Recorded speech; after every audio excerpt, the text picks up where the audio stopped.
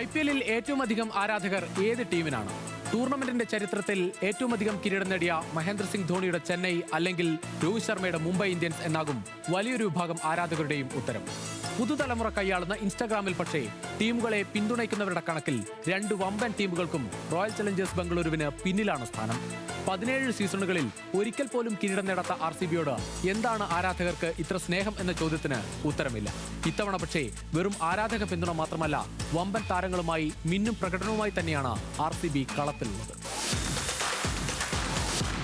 വാങ്കഡയിൽ ലക്നൌവിനോട് തോറ്റ നിരാശയുമായാണ് RCBക്കെതിരെ മുംബൈ ഇന്ത്യൻസ് സ്വന്തം മണ്ണിൽ ഇറങ്ങുന്നത്.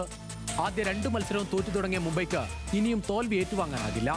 മുംബൈയുടെ പെരുമക്കേട്ട ബാറ്റിംഗ് നിരയുടെ ആത്മവിശ്വാസമില്ലായ്മ വെളിവായ മത്സരമായിരുന്നു ലക്നൌവിനെതിരെ കണ്ടത്. ഹാർദിക് പാണ്ഡ്യ 5 വിക്കറ്റ് വീഴ്ത്തി ബൌളിംഗിലും 16 പന്തിൽ 28 റൺസ് എടുത്ത് ബാറ്റിംഗിലും കളം നിറഞ്ഞ മത്സരത്തിൽ ടീം തോറ്റുവെന്നത് മാത്രമല്ല, ക്രീസിൽ അതിന് സാക്ഷിയാകേണ്ടിയും വന്നു നായകന്. തിലക് വർമ്മയെ നിർബന്ധിത റിട്ടേർഡ് ഔട്ട് നടത്തി താരത്തിന്റെ ആത്മവിശ്വാസം തകർക്കുന്ന കാഴ്ചയും കണ്ടു മത്സരത്തിൽ. മറ്റൊരു സ്പെഷ്യലിസ്റ്റ് ബാറ്റർ ഇല്ലെന്നിരിക്കെ തിലക് വർമ്മയോട് കളം വിടാൻ ആവശ്യപ്പെട്ടതിൽ വലിയ വിമർശനമാണ് ടീമിനെതിരെ ഉയരുന്നത്. അന്താരാഷ്ട്ര T20-യിൽ 2 സെഞ്ചുറി തുടർച്ചയായി നേടിയ താരത്തോടാണ് ഇത്തരത്തിൽ ഒരു പെരുമാറ്റമുണ്ടായത് എന്നതും നിരാശപ്പെടുത്തുന്നതാണ്. സൂര്യകുമാർ യാദവ് ഉൾപ്പെടെയുള്ളവർക്ക് ഈ തീരുമാനത്തിൽ നീരസമുണ്ടെന്ന വാർത്തകളും പുറത്തുവന്നു. മത്സരത്തിൽ പക്ഷേ 23 പന്തിൽ 25 റൺസ് എടുത്ത തിലക് വർമ്മയുടെ മെല്ലെപ്പൊക്കാണ് 12 റൺസ് തോൽവിയിലേക്ക് ടീമിനെ തള്ളിവിട്ടത് എന്ന കാര്യത്തിൽ ഒരു സംശയവുമില്ല.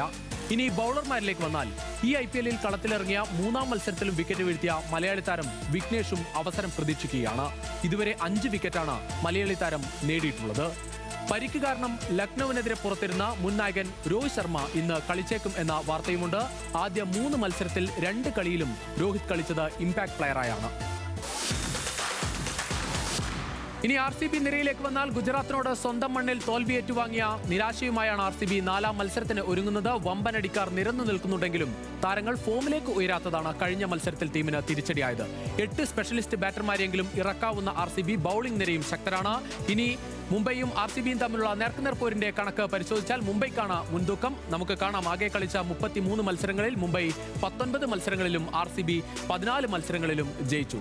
കഴിഞ്ഞ സീസണിലെ കണക്ക് പരിശോധിച്ചാലും മുംബൈക്കാണ് മുൻതൂക്കം. ഒരേ ഒരു മത്സരത്തിലാണ് മത്സരിച്ചത്, അതിൽ മുംബൈ ജയിച്ചു. ഏറ്റവും അവസാനമാണ് കഴിഞ്ഞ സീസണിൽ മുംബൈ ഫിനിഷ് ചെയ്തത് എങ്കിൽ കൂടി RCBയോട് 7 വിക്കറ്റിനായിരുന്നു മുംബൈ ഇന്ത്യൻസിന്റെ ജയം.